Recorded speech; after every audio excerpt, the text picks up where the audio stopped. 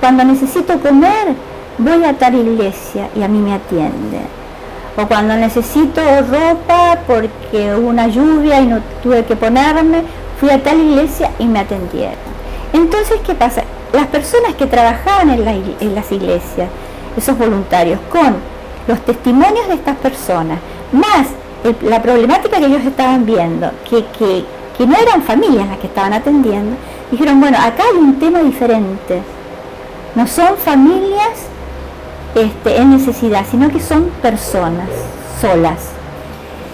Y ahí, es decir, empezamos a comunicar entre iglesias. Es decir, bueno, mira, yo estoy trabajando con tal persona, me dijo que iba a la ropería de tu iglesia. Ah, yo lo atiendo por tal cosa, y es fulano de tal y tal. Ah, y claro, mira, juntémonos para ver cómo podemos hacer esto. Pero ¿qué pasa? Surge uno, surge otro, y surgen varias iglesias.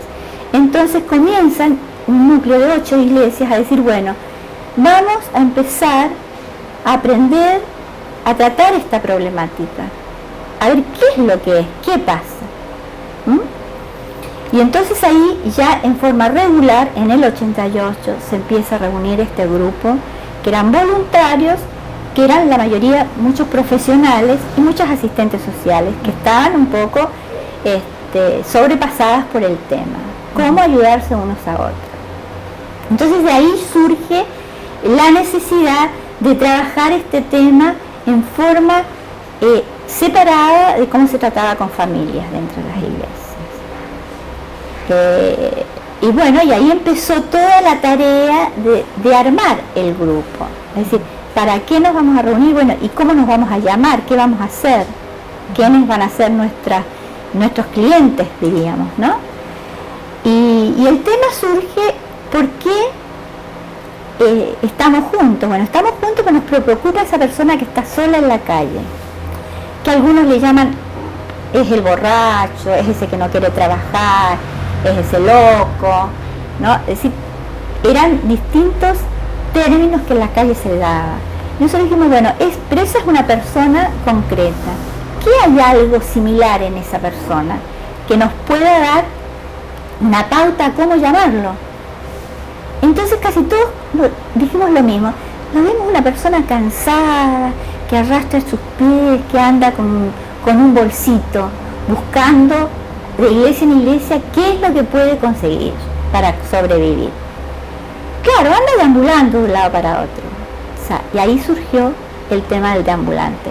La persona a los cuales nosotros vamos a servir de alguna manera, hacer un reconocimiento de su situación, le vamos a denominar deambulante. Y vamos a tratar de que ese término lo usemos nosotros, lo usen en las iglesias y poco a poco lo empiece a usar la gente. Es decir, para nosotros es el deambulante.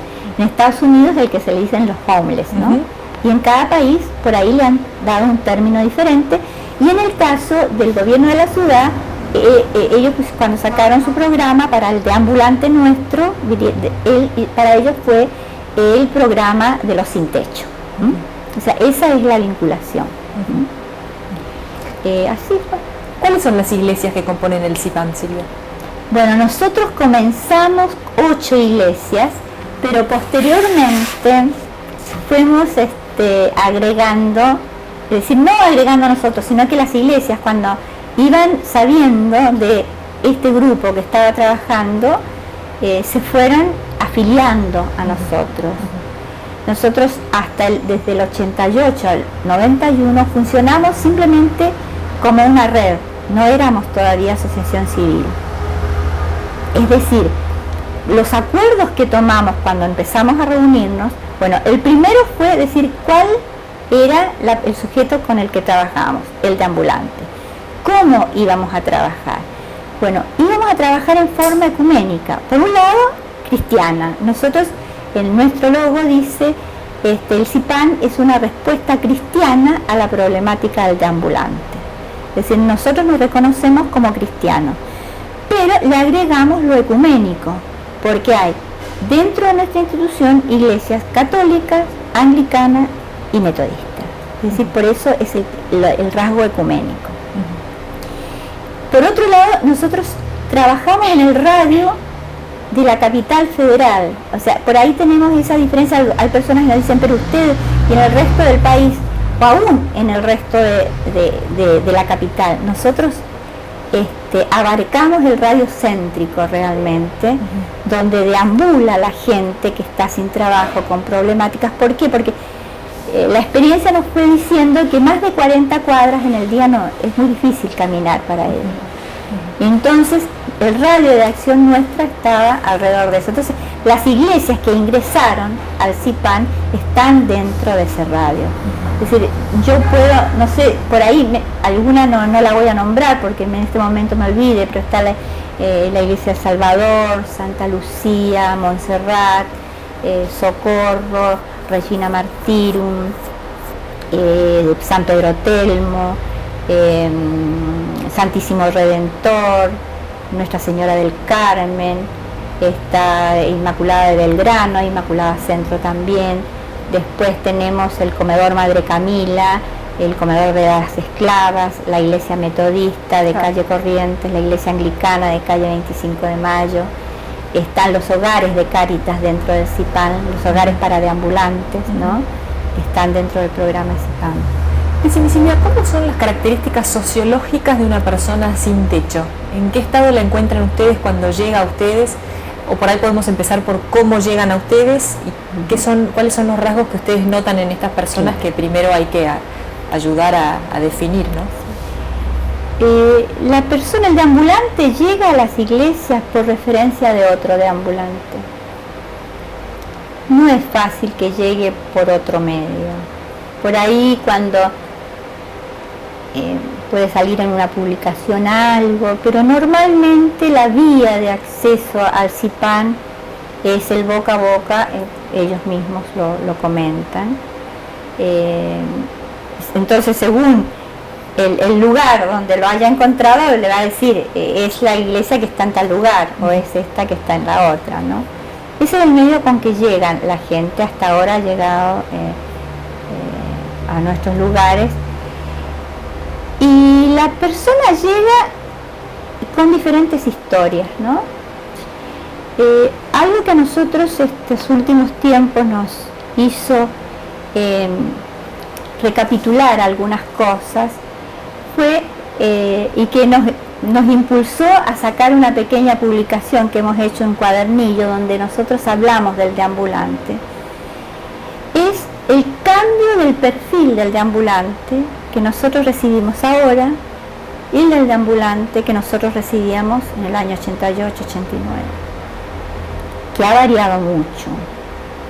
Y eso nos ha hecho por ahí reformular ciertas estrategias a seguir, ciertas formas de trabajo. ¿De qué manera ha variado? Porque han variado en esto. O sea, la persona que ahora está en la calle es más joven que la que nosotros teníamos. Es mayoritariamente hombre, eso sí, siempre fue. Como que la mujer, de alguna manera, hay una familia, hay un grupo que la logra contener en algún lado. Y el hombre no, el hombre es el que queda en la calle. El que... Sí. ¿Puedo seguir? Sí. Después todo se edita, no te preocupes. Me voy a poner una pastilla en la boca.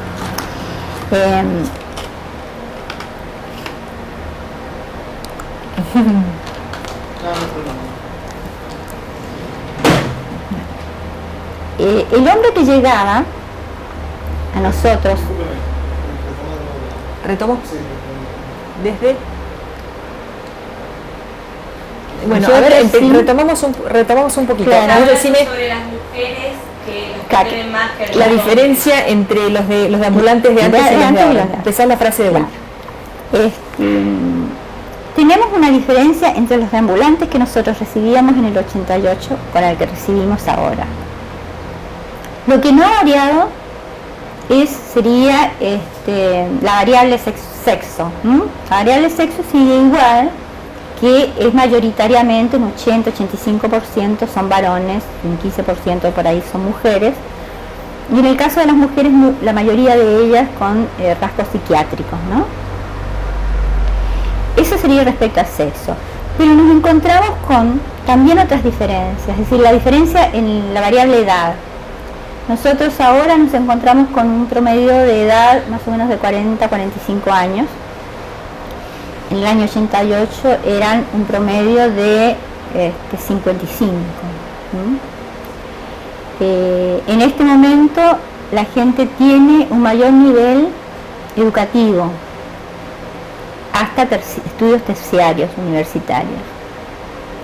En ese momento no. La característica del hombre de los 88 eran personas que habían quedado en Buenos Aires, la mayoría, porque ya no tenían sus trabajos como cosecheros en los diferentes lugares del país. Teníamos tres tipos de trabajadores, es decir, estaba el trabajador de la construcción, el trabajador del puerto, de carga y descarga, y aquel cosechero que iba a San Juan a una cosecha, a Mendoza a la otra, a Balcarce la otra, Río Negro la otra, Chaco a Corrientes, es decir, se recorría el país. Cuando juntaba su dinero iba a su casa, estaba con su familia y volvía a Buenos Aires para que lo contrataran a la otra cosecha. Es decir, era un ir y venir. Eso es importante para ver qué pasa posteriormente y qué pasa ahora. La gente que trabajaba en el puerto se encuentra con que hay maquinaria nueva que hace que la mano de obra no sea tan importante. Entonces, donde trabajaban 50, trabajaban 10, los 40 quedan allí sin ese trabajo. Y respecto a lo anterior que estaba diciendo, también llegó la maquinaria al campo. Entonces, las cosechas no necesitaban la cantidad de gente que se contrataba en su momento, que eran gente que llevaban en camiones a las diferentes cosechas. Entonces esa gente, como yo les iba diciendo, se va quedando en Buenos Aires, pensando, bueno, voy a ver por ahí con otra cosecha u otra cosa, y va quedando. Poco después dice, bueno, no puedo, no tengo para viajar a mi casa. ¿Cómo voy a llegar con las manos vacías? Y se va quedando. Ese es el que nosotros recibimos ahora como crónico, que no ha podido salir. De ese grupo muchos salieron, pero hay una gran cantidad que no ha podido salir porque también se les fueron los años encima. O sea, se hizo mayor, entonces no conseguía trabajo y entonces llega ahora ya con 50 años sin un nivel de instrucción alto. Lo único que trabajó fue en las cosechas o en la construcción, en pequeños oficios, que ahora ya nadie lo toma, ¿no? Ese sería el que nosotros en este momento le llamamos el crónico, que ha quedado. Pero entonces tenemos los nuevos deambulantes, que tienen un nivel de educación más alto, que a diferencia del anterior, tuvieron trabajos estables. ¿Qué tendríamos que decir del trabajo estable? Que fue un trabajo que implicó que esta persona podía alquilar su casa, podía mantenerse, podía mantener su familia, tenía una obra social, tenía aportes jubilatorios. Y en este momento perdió todo eso. O sea, está a un mismo nivel que el crónico, a pesar de que trae otra historia totalmente distinta. Entonces, por eso decimos que tenemos que enfrentar la problemática con diferentes respuestas. En primer lugar, esta persona, el nuevo deambulante, está todavía con más fuerzas para salir, está más entero. Sin duda, el que hace más tiempo está en la calle, más deteriorada tiene su salud física y mental. Generalmente la calle también implica los riesgos de llegar a ser un alcohólico. ¿Por qué? Porque el alcohol es lo que está más a su alcance para darle un cierto bienestar. Es decir, el alcohol le quita el hambre, el alcohol le quita el frío, el alcohol lo adormece y lo hace olvidar su sus problemas, ¿no? Entonces esa persona empieza como una panacea y termina siendo un enfermo alcohólico, cuando ya su organismo no puede recuperarse. Entonces la recuperación de una persona así es mucho más difícil, porque tenemos una persona enferma, con más edad, que no tiene educación a un nivel como ahora se está pidiendo. Entonces es mucho más difícil lograr haciendo un tratamiento social, lograr la recuperación. Pero tenemos aquellos otros que sí, con una buena batería de profesionales que lo estén apoyando en las diferentes áreas, ¿no?, seguramente va a poder salir. Y estamos tratando de ver de qué manera hacerlo lo mejor posible. Contame, Silvia, cómo los reciben, cómo los alojan y un día en la vida del hogar, es decir, qué actividades realizan. Bueno, nosotros como CIPAM somos nuevitas en la experiencia del hogar. Este hogar lo comenzamos el día 15 de diciembre de 1999, es decir, que tiene poquito más de un mes,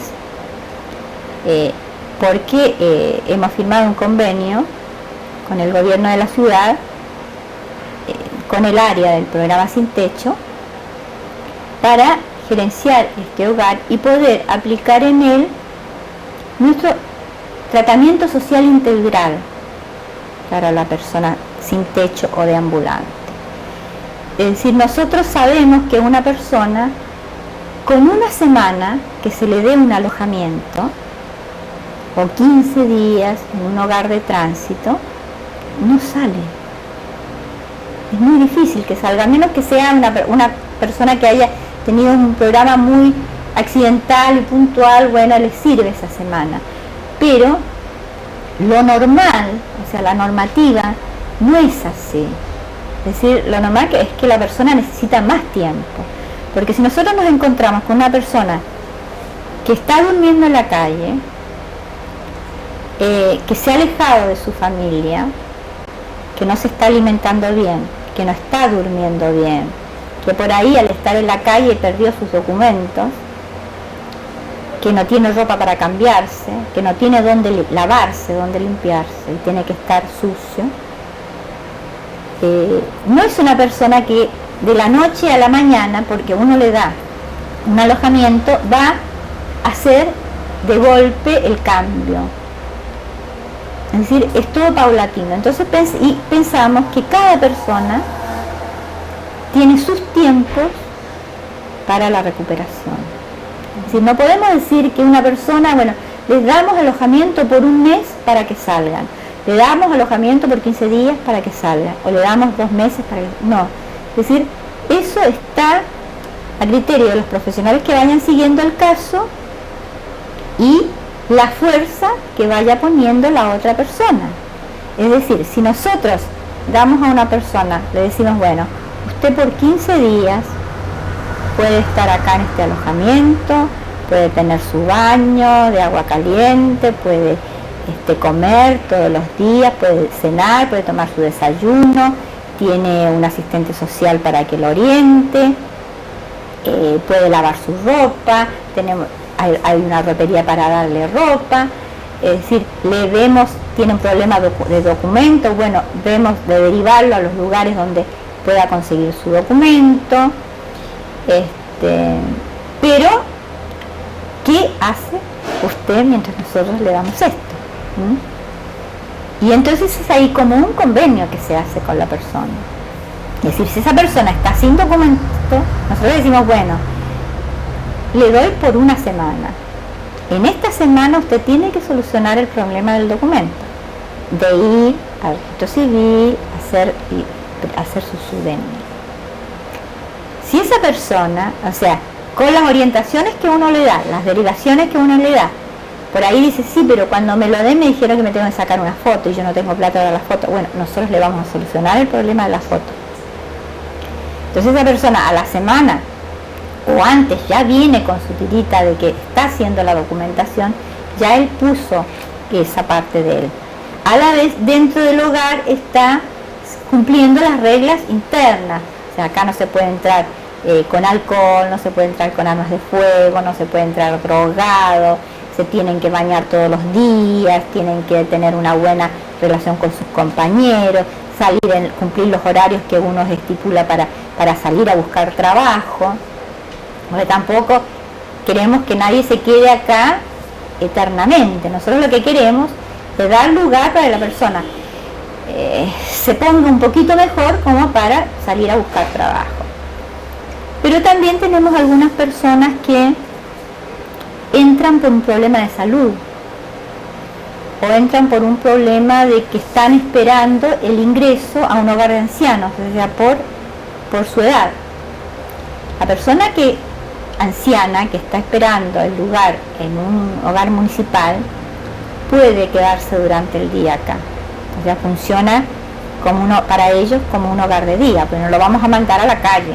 Si ellos trabajan, no pueden buscar porque las mismas condiciones que están.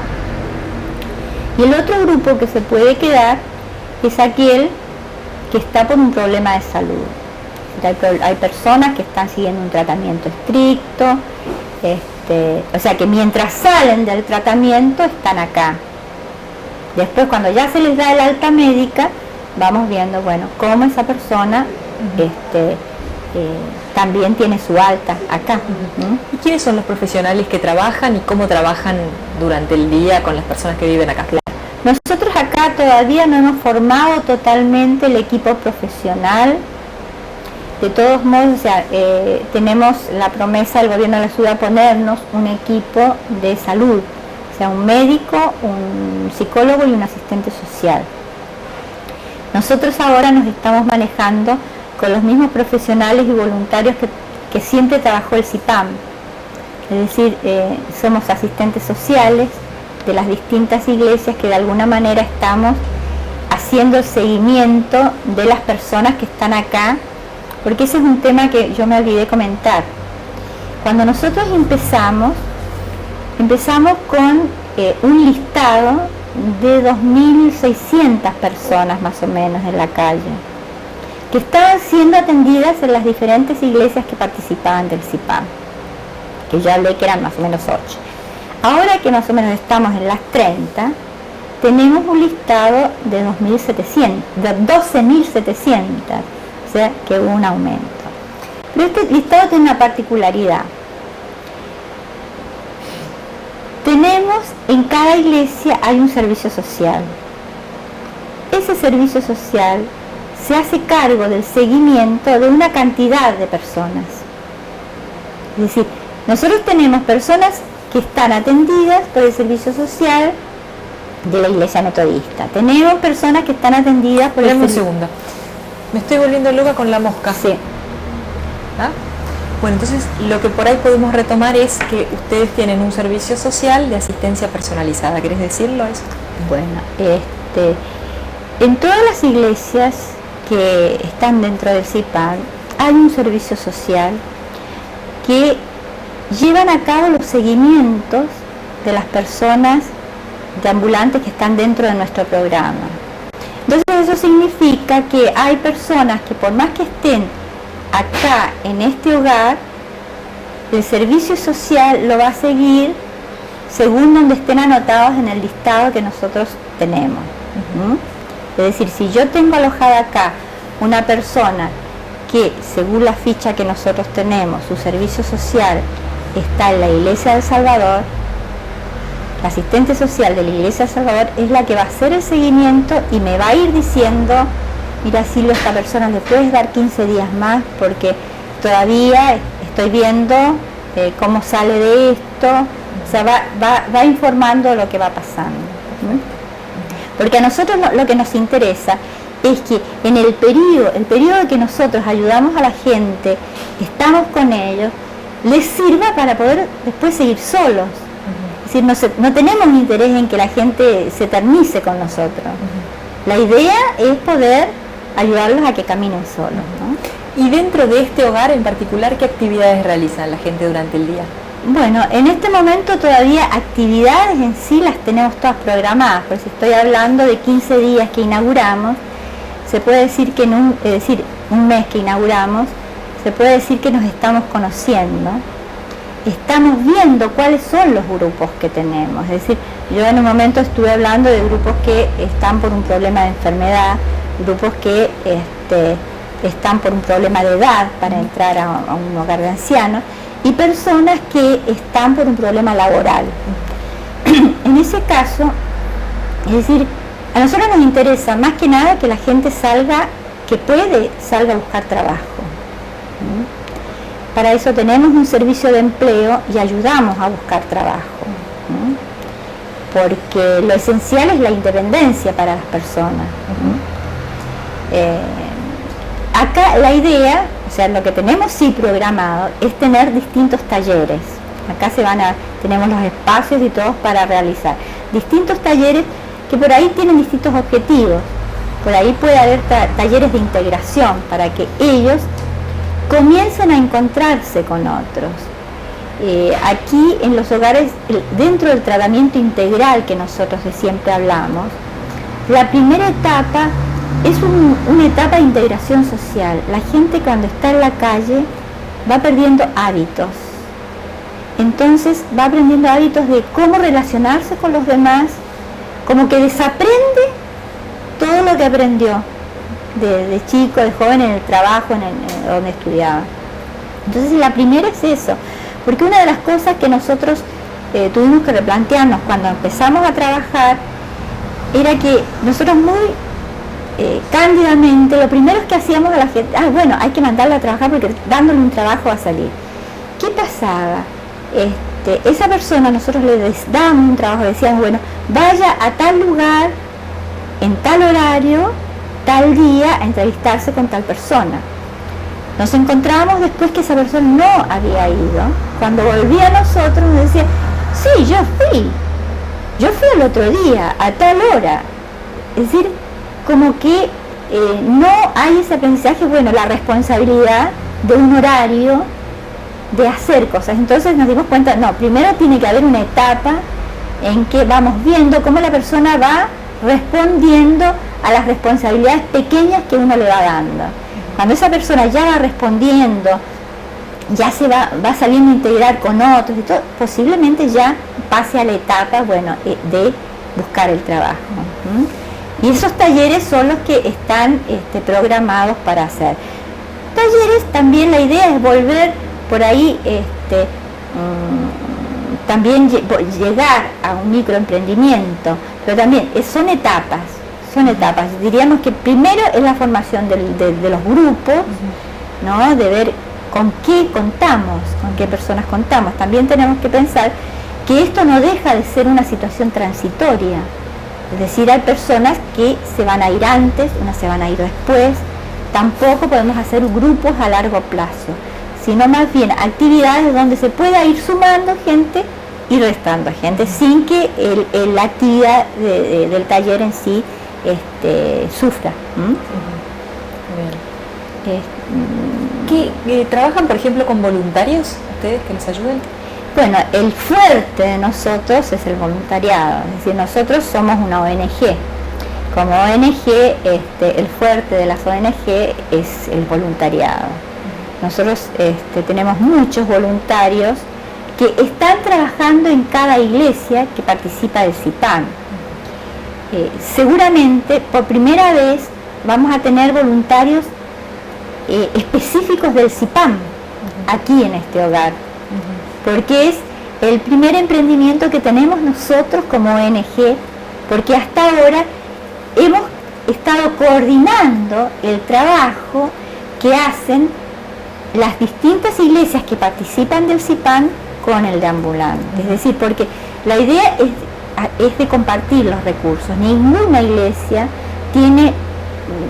puede dar todos los servicios que una persona necesita. Entonces, lo que hacemos nosotros es coordinar los recursos, es decir, que esta persona va a almorzar en tal lugar y por ahí para conseguir ropa o ducharse va a esta otra iglesia.